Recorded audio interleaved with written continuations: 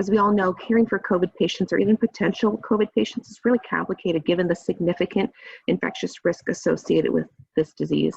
And as the numbers of COVID patients are rising, with some states experiencing a third wave, and as many of us healthcare workers are becoming complacent with PPE due to just fatigue with the process, we offer this article as guidance to help manage these patients. I'm Heather Heaton. I'm one of the assistant professors of emergency medicine here in Rochester, Minnesota. I'm a practicing emergency medicine physician on the Rochester campus.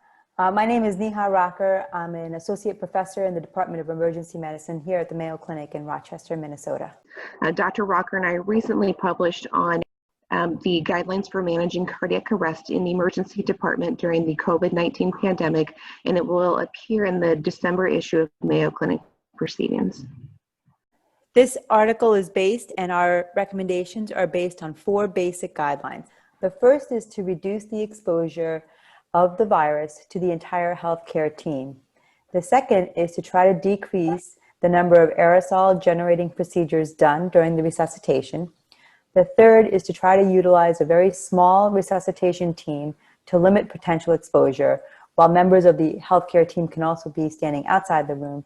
And finally, to consider early termination of resuscitative efforts. One of the reasons we publish this is to provide some guidance to outside institutions that are struggling with the same issues that we are.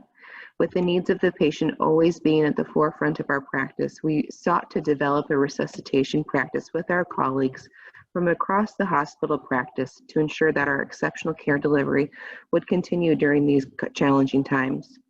We have standardized the approach to the critical patient in both the ED and inpatient floors, with all services using the basic constructs that Dr. Rocker described of the lean team for patients of all ages. I think the findings of this article are pretty relevant to healthcare providers of all types. While we manage the resuscitation of patients, we're placing emphasis on protecting ourselves, and it goes against a little bit everything we know about the timely care of patients who are critically ill. And it forces us to pause for a second, put ourselves to don appropriate protective equipment before we take care of our patients.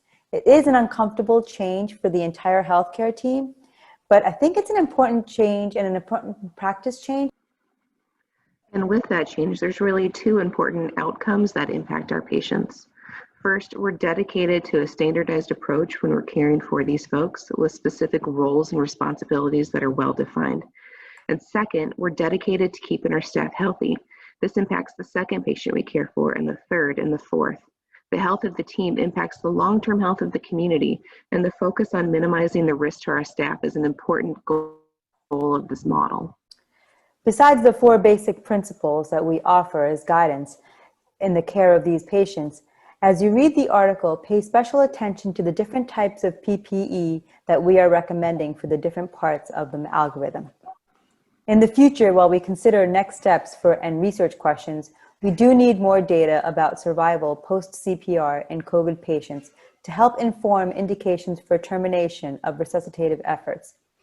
Discontinuing resuscitation is one of the most challenging aspects of medicine, and we do need clearer guidance around outcome expectations that can help clinical care teams know when to make the decision to discontinue resuscitation, and subsequently decrease the risk to the entire care team. We hope that this article that offers these 4 basic guidelines proves to be helpful in your efforts in the emergency department and throughout the hospital. To review, the 4 guidelines were to reduce the exposure to the entire healthcare team, to decrease the number of aerosol generating procedures, to utilize a small resuscitation team to limit potential exposure, and consider early termination of resuscitative efforts, especially in patients who are known to be COVID positives, as we know that their outcomes are not as good as those who are COVID negative. We look forward to your comments, and thank you so much. We hope you found this presentation from the content of our website valuable. Our journal's mission is to promote the best interests of patients by advancing the knowledge and professionalism of the physician community. If you are interested in more information about us, our homepage is www.mayoclinicproceedings.org. There you'll find access to information for our social media content, such as additional videos on our YouTube channel or journal updates on Facebook.